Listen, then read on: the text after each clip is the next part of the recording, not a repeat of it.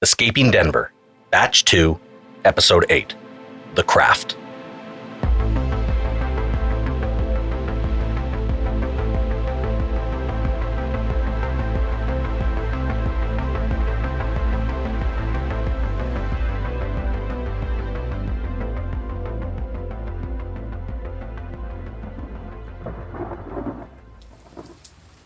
Right. When we left off, Noah had opened the box to find that the weapon they were looking for was actually a person. Not just any person, it was Andreas from Batch 1. Exactly that. Andreas, the one who should be dead. Switch to coffee. It's late and all, but I want to keep my wits about me. Plus, something about drinking beer alone with a crow cawing at the window pane feels a little, Edgar Allan Poe for me. Still hot. Sara said they have a short window in which to get out of the cavern, but of course now they have to deal with Andreas. And while I'm happy Andreas is back, I don't think it hurts him to have a bit of a cool down inside the box. He came out a little too hot, so maybe they just leave him there a minute. But you have to think, using the numbers on the receipt to open the hatch, finding each other after separating a few times, and now they have to trust that nobody will stop Palmer's SUV to ask him questions? It's too much. Such a gamble. I know they don't have a world of options, but it feels like they're rushing into this because of the deadline. When you rush, mistakes are made. And we don't know how many more mistakes Noah's body can take. Even healing has to have its limits. Right? Then what the hell is he doing in the box? I don't know. I left him dead. I checked, and I know. I never would have abandoned him if I knew he could survive. I believe you, Sara. You've shown what you're willing to do to keep me alive, and I know you would have done the same for another friend, but it doesn't change my question. How the hell did he end up in this box? The collective. So, what, they fix him up and ship him back out like a refurbished model? Maybe. But then why attack me when he woke up? Well, he doesn't know you. And maybe he thought you were one of them. Maybe they wiped his brain and he doesn't know who he is. He responded when you said his name. Think, is there a chance he'd been in on it the whole time? It wouldn't make sense. I saw him shoot. I saw him kill. Plus, he left that whole story. Yeah, conveniently. I mean, it's a bit of a stretch for Andre to be such an incredible actor to go through all of that. Any more of a stretch than Bigfoot? No. Then let's start there and assume that Andre is one of them. What next? Well, he's locked in the box, so we can put him on the back burner for a moment. Doesn't feel like another opportunity to interrogate someone? I don't think I have another one of those in me, to be honest. Nor do I think I'm equipped to do that with Andre. I mean, if he really is with the collective, he's tricked me before. I wouldn't be able to trust what he says. Yeah, it's not your fault that you believed him. He saved you. He took out a corridor of soldiers and even opened other cells. I mean, he seemed legit. You know, when I think back, maybe it was all just a show. I mean, I never saw anyone come out of those cells. It was too chaotic. Plus, he seemed to know where he was taking us. Oh, how could I be so stupid? You're not stupid. It's near impossible to discern what's real or not down here. Now, I'm still expecting to wake up from all this, but I don't think that's going to happen. You're real though, right? Well, I'd be pretty dedicated to my role to lose my hand for it. True. Sorry, I'm just... Shook? Yeah. That's all right. You have every reason to be. We'll get them back. We're going to get out of here and dismantle the collective. We're going to give them tenfold of what they gave us. I can't say for certain why they chose us for this, but I know they chose wrong. We're fighters. Survivors, not satisfied to be the victims of their science. But that all starts with us getting out. So, what's the plan? Okay. Let's head back to the ramp and roll the dice on them letting Palmer through. Then what? We'll handle that when we get to it. Deal. I'm lying down in the back seat in case they can see silhouettes. You're gonna have to be quiet when we go through the gate. I will be. You have your gun ready? Yes, but let's not aim to use them. Prepare for the worst, hope for the best. Man, he will not let up. Would you? Probably. Buried alive is one of those deep-rooted fears. I'd panic and pass out if I was locked in there. I don't know if you would. This experience has put a lot in context for me. There's not much on the surface that could scare me anymore. I hope you're right. There's heaps on the surface that used to scare me. Walking past alleys at night, spiders, even groups of teens. Well, groups of teens will always be scary. Right? I mean... Shh. They're flashing their lights at us. In a bad way. What the hell's a bad way? I think they want us to pull over. Don't pull over. Just open the gate and go. Well, there's no garage clicker thing in the truck. We need them to open it. Oh, fuck, they're approaching. How many? Shh, 3. What do I do? Get ready to punch it. Sir, glad you can make it. We just need to check the vehicle to make sure they don't have any stowaways. Sir? Shouldn't take but a moment. I just want to make sure nothing from the biodomes makes it upstairs. We have to do something. Wait! Open the gate. But, sir... Did I stutter? I can't believe it worked again. I know. Just drive nice and steady. Wait, stop the SUV. What do I do? Punch it. Are you sure? No, but... Sorry about that, sir. Got a giant centipede trying to tag along.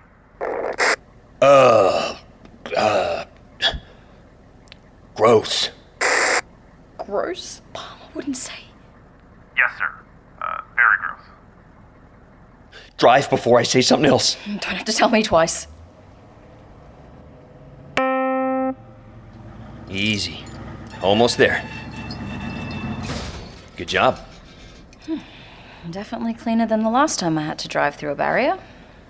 Helps when you're not being chased. Yeah. The drive was much nicer this time around. I told you. I know. You told me. I told you the ramp was insane. I've never seen anything like it. I mean, you might have thought I was exaggerating, but... No, I believed you. Always do. We even drove past the exit you took last time. It looked like a bomb went off. like I said, much cleaner this time around. So, update. Neither of us could remember how many floors we were supposed to go up, but because there aren't signs or whatever, we just drove to the top. There were some big exits along the way, but we figured the higher up, the closer to the surface. The road narrowed considerably and ended with a fence. So we pushed through the fence, and here we are. Let's take it slow. It's like it's motion sensor lights. How do you hide something like this? Yeah. It's hard to believe we're underground. I can't even see the far end of the tunnel. Tunnel feels like the wrong word. You're right. It feels like an incredibly long hallway. It feels weird to even be driving on it. Now the fence makes a little more sense. There was just the man door. So we're not even supposed to be driving on it. Perfect. Yeah, that'll help us stay incognito. We should go back. What about these rolling doors we're passing? The doors are big enough to fit us. But we have no idea what's on the other side. Only one way to find out. There's no way she can lift that door on her. Oh, there's a button, and she's in. Get over here and help me find the lights. Coming.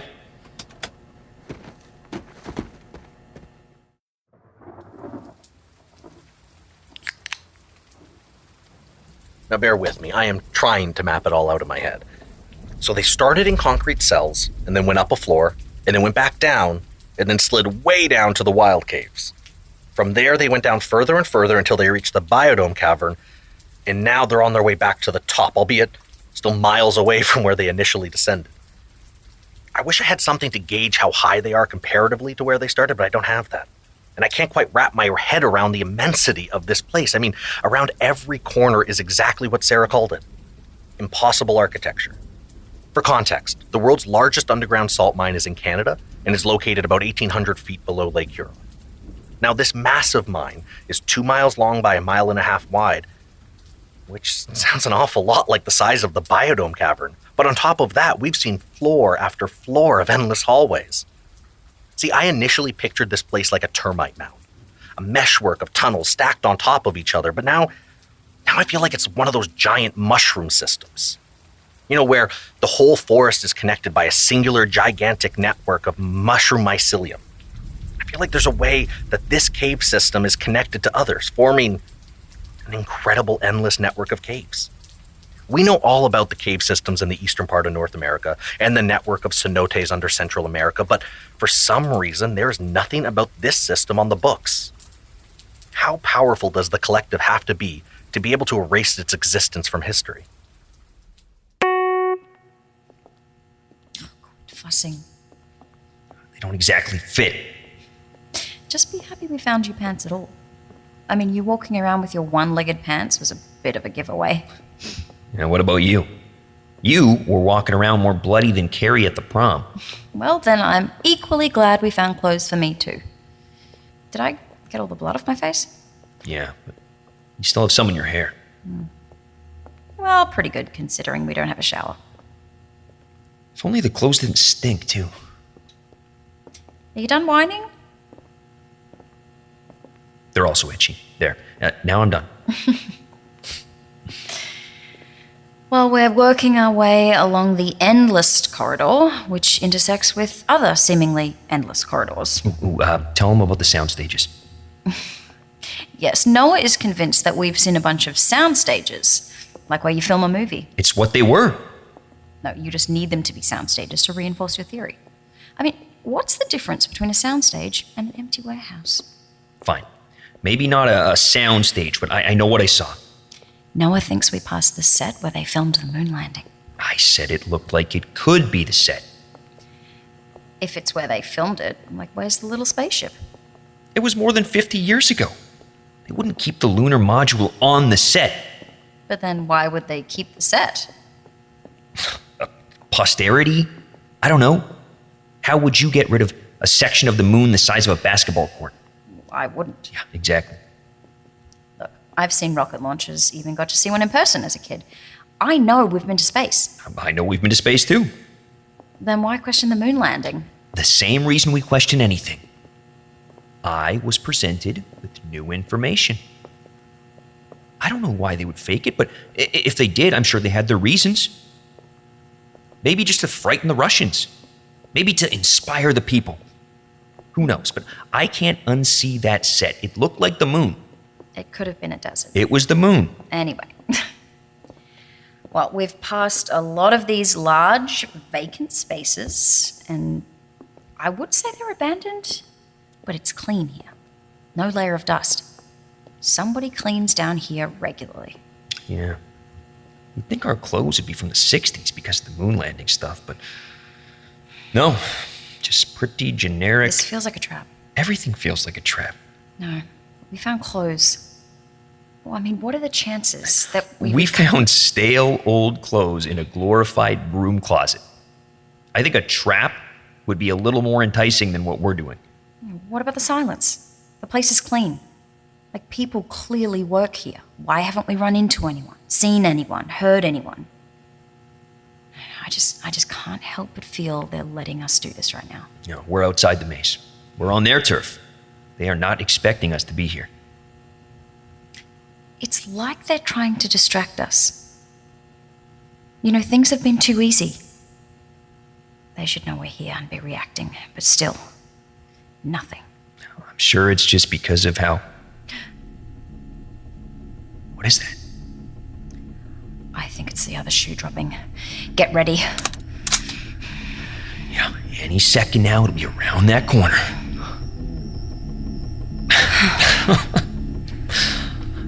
Well, there's your answer for how clean the place is. They have a fancy industrial-sized robot vacuum. So maybe it is abandoned. Just maintained. I was worried it was something more sinister. Hey, which is totally fair. But not everything is the worst-case scenario we think it is. I just kept thinking that they wanted us away from the truck. Away from the box. But I'm not sure they could even open it without Palmer's hand. Then why wouldn't they have the hand? Because... Oh, Noah. Please tell me you brought along the hand. Of course I didn't bring along the hand. You have to go back. I'm sure it's fine. If they didn't want us to head back to the truck, they'd have done something to stop us. There's our something.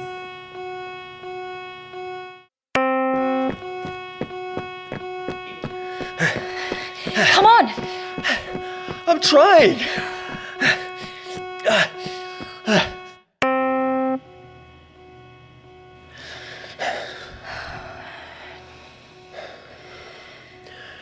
We should block the door. No, that'll give away where we are. All right, locked it. Now what? Hide? Where? I don't know, anywhere. This room is huge. What is this place? Looks like a fancy mechanic shop. It's a lab. Maybe they build something here.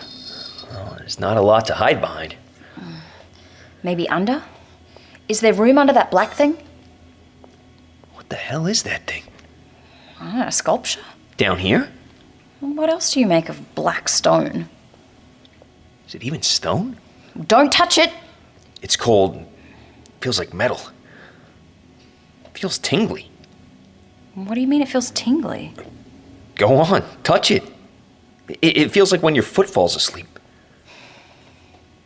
It does feel like that. What is this thing? And why would the collective build something this large that just tingles? You're not gonna like my answer. Well, it hasn't stopped you yet.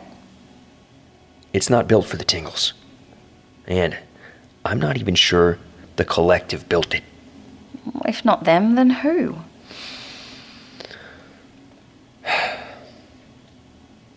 Aliens. Noah.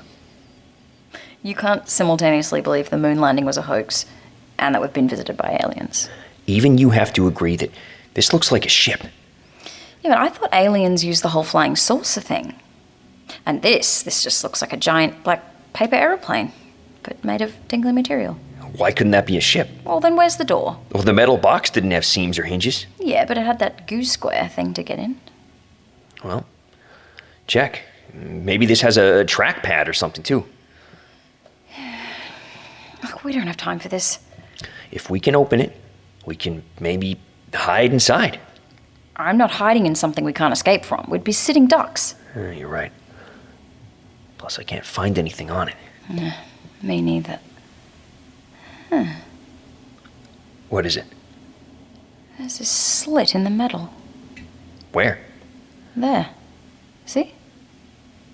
Yeah. Huh. But what's that inside it? It looks like hair gel. I'm sure it's not hair gel. Don't touch it! Too late. Yeah, it's weird. Weirder than the tingle? Much. Yeah, it's wet, but it doesn't feel like it's touching me. It's like the gel is moving away to accommodate my finger. Well, is there a button or anything in there? Not that I can feel. It's deep, though. I think I can fit my whole hand. Holy shit. They opened a spaceship. I mean, I've heard this before, but I still can't get over it. They opened a spaceship. I mean, it's probably not a spaceship. It's probably some top secret fighter jet, but the fact that it's down there in a lab screams that it's being researched on, that they're trying to understand what this black ship does. Unless, of course, they built it in the first place. But still, the technology was similar. The goose square and the gel slit both appear to be biometric readers. One needed Palmer's hand, but why did the ship open for Noah? Wouldn't a ship like this have incredible security features? Unless this isn't the first time that Noah's touched the ship. And what about Andreas? They just left him in the truck to go what? Exploring? It's not like them to make bonehead decisions like that, to leave something as important as Andreas unfinished. I need time to digest what we just heard, but thank you to Curious Cast for sticking with us, and feel free to reach out to me at escapingdenverpod@gmail.com or on Instagram @escapingdenver. I'll be back in a couple of weeks for another episode of Escaping Denver.